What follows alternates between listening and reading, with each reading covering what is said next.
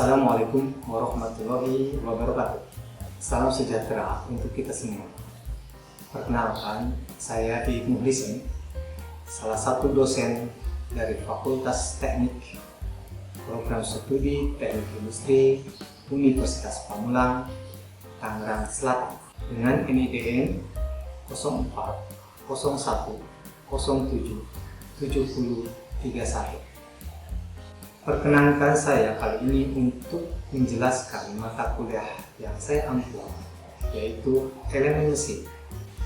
Tujuan video ini dibuat adalah untuk memenuhi salah satu persyaratan sertifikasi dosen 2023, yaitu pernyataan diri dosen dalam unjuk rasa Tridharma Perguruan Tinggi atau disingkat PDD UKPPT, khusus di aspek pengajaran. Saya akan memulai untuk menjelaskan deskripsi dan informasi umum dari mata kuliah elemen mesin. Elemen mesin merupakan mata kuliah wajib bagi mahasiswa semester 4 pada program studi Teknik Industri di Fakultas Teknik Universitas Pamulang, Tangerang Selatan. Mata kuliah ini mempunyai bobot sebesar 2 SKS. Bahasa pengantar yang digunakan dalam mata kuliah ini yaitu bahasa Indonesia. Capaian pembelajaran lulusan atau CPL yang dibebankan pada mata kuliah ini adalah kemampuan untuk menerapkan pengetahuan gambar teknik, matematika, pengetahuan bahan atau material teknik, mesin, teknologi permesinan, dan keteknikan untuk memperoleh pemahaman menyeluruh dari prinsip-prinsip teknik industrial. Kemampuan untuk merancang sistem permesinan terintegrasi dengan memenuhi standar yang diperlukan dan berbagai batasan multi aspek yang realistis, misalnya teknologi, teknis, ekonomi, lingkungan, kesehatan, dan keselamatan, serta melibatkan berbagai pemangku kepentingan dan mengidentifikasi dan atau memanfaatkan potensi sumber daya lokal dan nasional dengan pandangan global di bidang teknik industri. Kemampuan untuk merancang dan melakukan eksperimen laboratorium dan menganalisis dan menerjemahkan gambar teknik untuk mendukung proses pengambil keputusan ke teknik industri. Kemampuan untuk mengidentifikasi, merumuskan, menganalisis, dan menyelesaikan permasalahan kompleks di bidang teknik industri. Kemampuan untuk terlibat dalam pembelajaran sepanjang hayat, termasuk akses terhadap pengetahuan yang relevan dari isu-isu terkini. Adapun tujuan capaian pembelajaran mata kuliah atau CPMK pada akhir kuliah ini: 1. Mahasiswa mampu memahami macam-macam fungsi dan penerapan elemen mesin. Yang kedua, mahasiswa mampu memilih elemen dengan pertimbangan teknis, ekonomi, dan sosial. Yang ketiga, mahasiswa mampu menganalisis gaya-gaya yang bekerja pada elemen, mampu menghitung kekuatan dan dimensi elemen mesin. Adapun referensi yang digunakan dalam mata kuliah elemen mesin diantaranya yaitu Kurmi RS dan Gupta CK 2010, A Textbook of Machine Design edisi ke-14, Eurasia Publishing House. Kemudian ada Bandari PB 2019, Design of Machine Engineering edisi ke-4, Micro Hill Education. Kemudian ada Budinas RG 2018, Cycling Mechanical Engineering, Cycling Mechanical Engineering Design edisi ke-10, Micro Hill Education. Dan ada beberapa sumber pustaka yang masih dijadikan referensi untuk mata kuliah ini. Sistem pembelajaran. Sistem pembelajaran di mata kuliah elemen mesin dilaksanakan secara sinkronus dan asinkronus dengan menggunakan metode pembelajaran aktif yang mengutamakan peran dan keaktifan mahasiswa dalam proses pembelajaran, yaitu pembelajaran kolaboratif, diskusi kelompok, penugasan berupa studi kasus melalui LMS Universitas Pamulang. Pembelajaran mata kuliah ilmu mesin dilakukan dalam 14 pekan, di mana 7 pekan pertama adalah sebelum ujian tengah semester, lalu 7 pekan berikutnya sebelum ujian akhir semester. Selanjutnya, metode pembelajaran. Metode pembelajaran yang digunakan bergantung dari bahan kajian atau materi pembelajaran yang disampaikan. Misalnya, seperti pekan sebelum UTS akan menggunakan metode blended learning, dan pekan sebelum UAS akan berfokus pada diskusi kelompok dan penyelesaian studi kasus. Bentuk perkuliahan secara sinkronus dilakukan secara tatap muka di ruang kelas maupun menggunakan tool web conference seperti Google Meet, Microsoft Teams, ataupun Zoom. Sedangkan perkuliahan secara asinkronus dilakukan melalui WhatsApp Group atau forum diskusi di LMS Umbang untuk memfasilitasi mahasiswa dalam berdiskusi perihal mata kuliah ilmu mesin dan penugasan secara mandiri maupun kelompok di tugas struktur LMS Umbang. Evaluasi hasil pembelajaran. Evaluasi hasil pembelajaran mata kuliah ilmu mesin didapatkan dari kuis interaktif, penugasan diskusi kelompok, UTS, dan UAS. Diskusi kelompok dinilai atas dasar pada rubrik diskusi yang di dalamnya memuat keaktifan setiap anggota kelompoknya. Kemudian, UTS dan UAS dilakukan menggunakan soal studi yang menuntut HOTS, Higher Order Thinking Skill. Adapun pembobotan nilai. Pembobotan nilai absensi sama dengan 10%. Kuis interaktif, tugas struktur, dan diskusi kelompok sebanyak 20%. Sedangkan UTS sebanyak 30%. Kemudian UAS sebanyak 40%. Sehingga pembobotan total sama dengan 100%. Hal yang spesial terkait dengan absensi, walaupun bobotnya 10%, tapi jika kehadiran siswa kurang dari 75%, maka mahasiswa atau mahasiswi akan mendapatkan langsung nilai D atau tidak lulus dan harus mengulang kembali. Demikian informasi yang bisa saya sampaikan mengenai mata kuliah ilmu mesin untuk mahasiswa program studi S1 Teknik Industri Universitas Pamulang.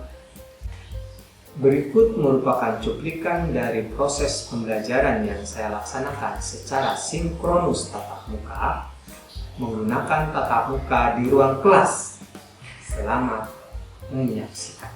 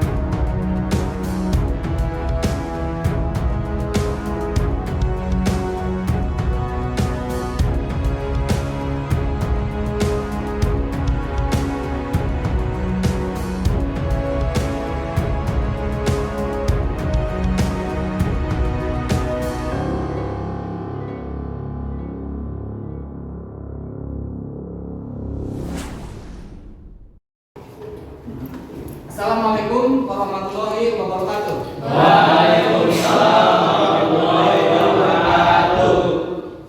Rekan-rekan sekalian, alhamdulillah kita sudah memasuki pertemuan kedua. Pada pertemuan kedua ini kita akan membahas materi elemen mesin langsung kepada materi kuliah itu sendiri. Kalau dalam pertemuan pertama kita hanya membahas tentang pengertian dan pemahaman elemen mesin serta kaitannya dengan sistem pembelajaran di Universitas Pamulang dan tata tertib dari Prodi Teknik Industri. Untuk pertemuan kedua kita akan langsung memasuki lebih jauh lagi kepada materi elemen mesin. Materi apa yang akan diberikan di sini? Sebelumnya kita akan perkenalkan dulu kepada tujuan dari proses pembelajaran yang akan kita dapatkan, yaitu RPS, Rencana Pembelajaran Semester. Di sini saya akan menampilkan RPS yang akan kita tempuh untuk pertemuan yang kedua. Rencana Pembelajaran Semester. Untuk pertemuan kedua, kemampuan akhir yang diharapkan dari mahasiswa adalah setiap mahasiswa dapat mengidentifikasi konsep dasar perencanaan dan perhitungan elemen mesin. Ya. Jadi itu adalah tujuan dari pembelajaran kita hari ini. Itu tujuannya ya. Agar kalian bisa mengidentifikasi konsep dasar perencanaan dan perhitungan elemen mesin. Ya, sesuai dengan RTS yang telah kita buat. Ya. Ini RTS-nya ya. Nah, ini pertemuan kedua. Oke. Materinya adalah sebagai berikut. Kita akan masuk ke dalam 3 materi. Pertama, pengertian dan konsep dasar dalam mesin. Kedua, prinsip dasar perencanaan mesin. Ketiga adalah prinsip dasar perhitungan elemen mesin. Dari ketiga ini ada tugas khusus untuk tiap kelompok yang sudah dibentuk pada pertemuan pertama. Ya. Pada pertemuan pertama, masing-masing kelompok mempunyai kewajiban untuk bisa menerangkan apa itu nomor 1 pengertian dan konsep dasar elemen mesin. Nanti akan diterangkan oleh kelompok 1. Kemudian yang kedua, prinsip dasar perencanaan elemen mesin. Nanti ada yang mewakili ketua kelompoknya dari kelompok kedua. Kemudian yang ketiga adalah prinsip dasar perhitungan elemen mesin. Nanti kelompok ketiga silahkan untuk menjelaskan apa itu prinsip dasar perhitungan elemen mesin. Oke, untuk selanjutnya baik kita masuk ke materi pertama, yaitu pengertian dan konsep dasar elemen mesin. Silahkan kelompok 1 sebagai perwakilannya untuk menjelaskan apa itu pengertian dan konsep dasar elemen mesin. Oke, siapa kelompok 1 ketuanya? Silakan. Saya Pak. Silakan. Saya Harun Sibila, ketua dari kelompok 1 ingin menjawab pertanyaan. Elemen mesin adalah bagian-bagian suatu konstruksi yang mempunyai bentuk serta fungsi tersendiri, seperti bal, mur, pin, pasak, poros, kopling, sabuk kuli, rantai sproket, roda gigi, dan sebagainya. Dalam penggunaannya, elemen mesin bisa dikelompokkan sebagai elemen pengikat, elemen pemindah, elemen penyangga, elemen pengemas, elemen pelindung, dan sebagainya. Oke, bagus ya. Oke, terima kasih kelompok 1 telah menerangkan dengan baik apa itu pengertian dan konsep dasar elemen mesin. Kalau kita lihat di sini lebih lengkap lagi ya, pengertian dan konsep dasar elemen mesin itu adalah bagian-bagian suatu konstruksi yang mempunyai bentuk serta fungsi tersendiri, seperti baut, mur, pin, pasak, sabuk, kopling, rantai, dan sebagainya. Ya. Oke. Jadi kalau kita lihat secara fisiknya seperti ini, ada kelompok-kelompok di elemen mesin ini terdapat kelompok sambungan.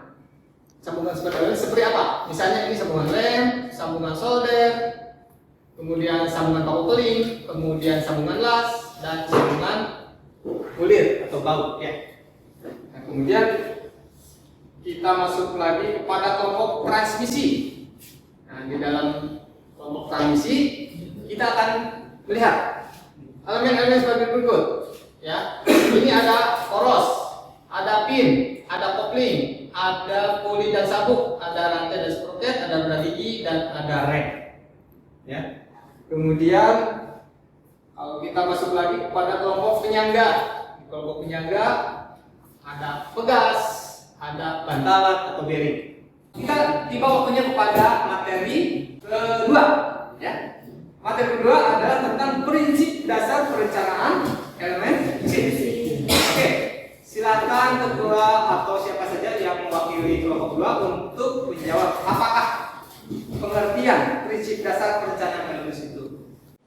Baik Pak, saya Syarul Ramadan selaku ketua kelompok 2 ingin menjawab pertanyaan yang sudah Bapak berikan kepada kami. Ya, pada dasarnya perencanaan elemen mesin merupakan perencanaan komponen yang diadakan atau dibuat untuk memenuhi kebutuhan mekanisme suatu mesin. Iya. Jadi ada beberapa tahap perencanaan elemen mesin, Pak. Oke. Yaitu terdiri dari yang pertama menentukan kebutuhan, Betul. yang kedua pemilihan mekanisme, Betul. yang ketiga pemilihan mekanis, Ya. yang keempat pemilihan material, Iya. yang kelima menentukan ukuran, Betul. yang keenam modifikasi, Iya.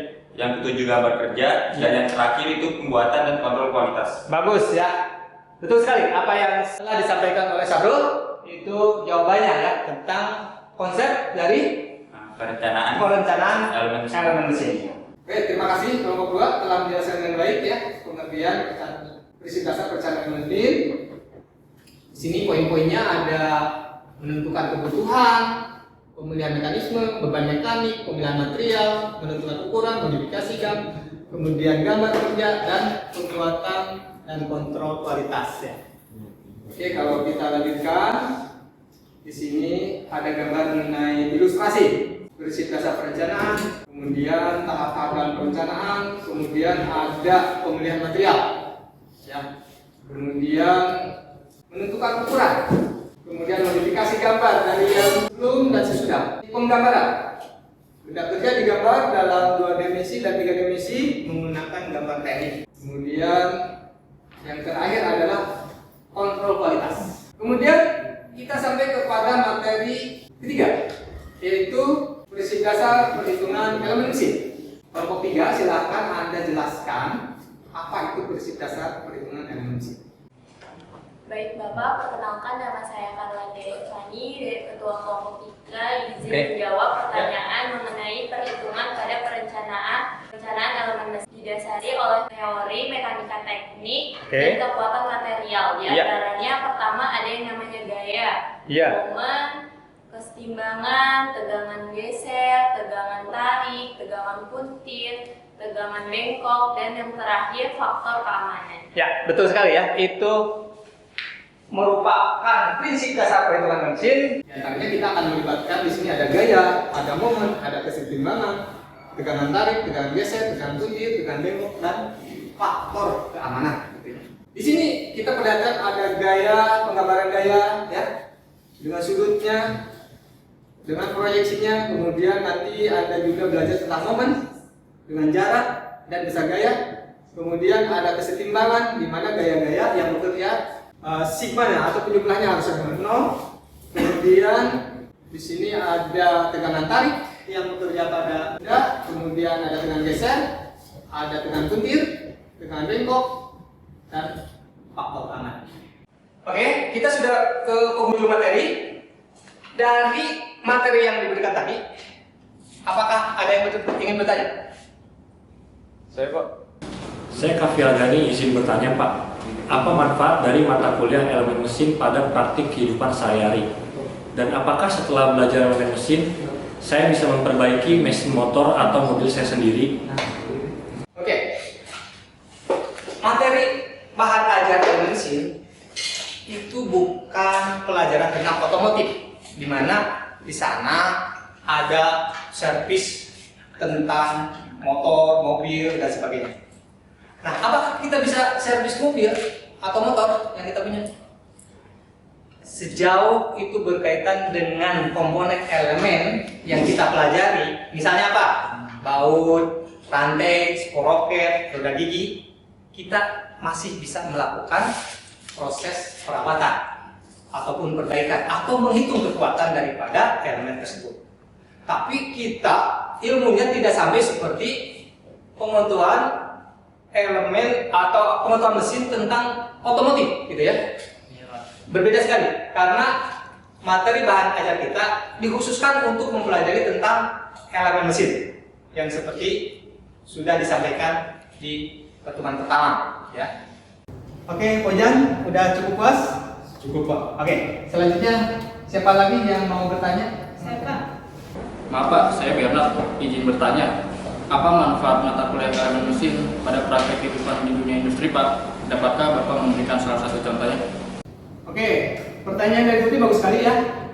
Saya akan memberikan contoh suatu video di mana aplikasi dari perhitungan elemen mesin itu diterapkan. Ya, ini videonya, silakan ditonton. Ini adalah praktek di industri.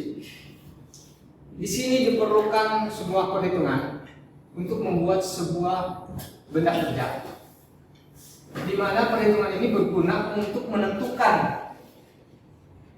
berapa kapasitas mesin yang diperlukan untuk suatu benda kerja yang dibuat, sehingga benda kerja yang dibuat itu akan cocok dengan mesin yang tersedia di perusahaan ini. Ya, di sini ada beberapa mesin dengan kapasitas 600 ton, kemudian 60 ton dan 25 ton. Nah, nanti misalnya di sini ada sebuah benda kerja yang akan dikerjakan, dia akan masuk ke mesin yang nomor berapa, yang kapasitas berapa. Karena kalau terlalu besar mesinnya, maka biaya produksi akan tidak efisien. Sedangkan kalau mesinnya terlalu kecil, maka si benda kerjanya tidak akan bisa dibuat. Oleh itu harus dibuat mesin sesuai dengan gaya yang diperlukan untuk membuat benda kerja seperti yang terlihat di video ini. Ya, di sini ada proses pembuatan pemotongan lubang benda kerja seperti ini ya. Nah, kita akan lihat soalnya sebagai berikut. Di sini ada benda kerja. Benda kerja akan dipotong di tengah-tengah seperti ini dengan diameter 6 cm. Sedangkan tebalnya adalah 0,5 cm. Nah, berapakah gaya yang diperlukan untuk membuat lubang 6 cm ini sehingga nanti setelah kita menghitung gaya, kita akan menggunakan mesin pres yang mana? Di sini tersedia mesin pres yang 200 ton, 60 ton dan 25 ton. Apakah kita akan masuk ke 25 ton, 60 ton atau 200 ton? Ya. Kalau kita lihat di sini, ini mesinnya.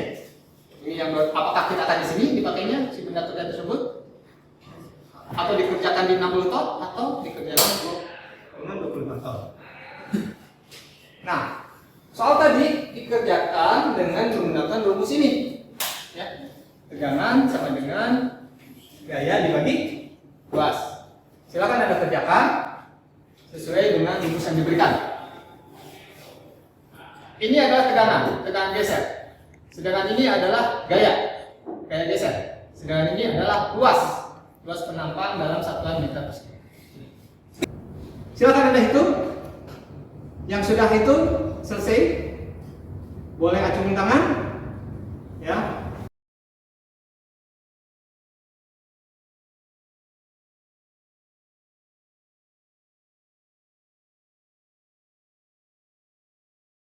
Pak, saya Diko, izin menjawab.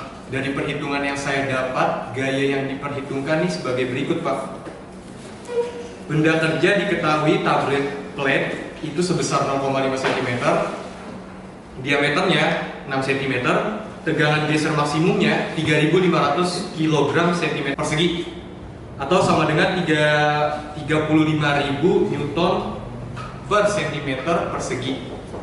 Penyelesaiannya dapat diketahui ya, diameternya itu 6 cm, 0,5 tadi tablet plate-nya dan tegangan gesernya yang diubah ke Newton. Yang pertama-tama kita hitung luas bidang gesernya dengan rumus A sama dengan Pi dikali D dikali T. sama dengan 3,14 kali 6 kali 0,5 yang hasilnya sama dengan 9,426 cm persegi. Sedangkan untuk mencari gayanya itu menggunakan rumus tegangan geser maksimum berupa tegangan geser maksimum sama dengan F per A, yang F-nya itu dicari sama dengan tegangan geser maksimum dikali luas bidang geser yang sama dengan 35.000 Newton per cm persegi dikali 9,426 cm persegi, yang hasilnya sama dengan 329.910 Newton. Dengan demikian, gaya yang diperlukan untuk membuat lubang 6 cm pada plat setebal 0,5 cm adalah 329.910 Newton, yang jika dikonversikan dalam satuan ton maka sebesar 33,64 ton. Dan di soal itu kan ada pilihan ya Pak ya, mesin mana yang dipakai gitu. Jadi kalau menurut kesimpulan saya, kapasitas mesin pres yang paling efisien dan ekonomis adalah mesin pres yang mempunyai kapasitas 60 ton. Terima kasih Pak.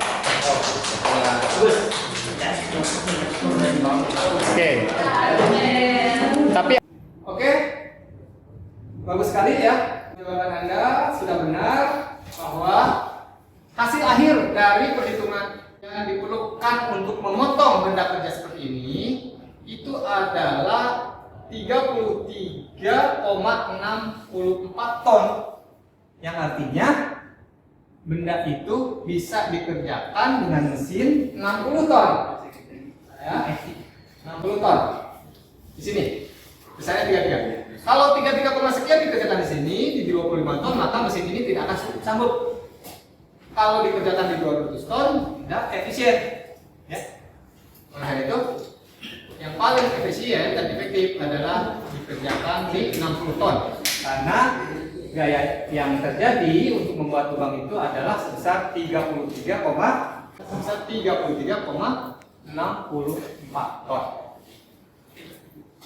Oke, demikian untuk pertemuan kali ini ya. Semoga apa yang diberikan hari ini bermanfaat, khususnya buat diri saya sendiri, umumnya buat kalian nanti dapat dipergunakan di dunia industri ketika kalian sudah mulai kerja ataupun dalam kehidupan Anda di masyarakat. Akhirul kalam, saya mengucapkan alhamdulillahirobbilalamin. Assalamualaikum warahmatullahi wabarakatuh.